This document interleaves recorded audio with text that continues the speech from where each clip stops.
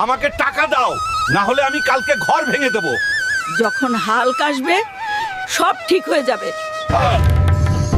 দাদি, কোথায় তুমি?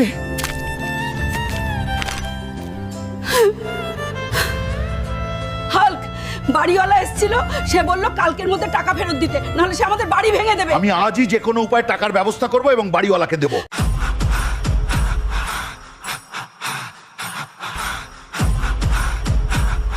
আজ আমাকে যে কোনো উপায়ে একটা খুব বড় মাছ ধরতেই হবে। আমি সেই মাছ বিক্রি করে বাড়িওয়ালার টাকা শোধ করব। যদি আমি এই মাছটা বিক্রি করি, আমার ঋণ শোধ হয়ে যাবে। এবার আমাকে বাড়ি যেতে দাও।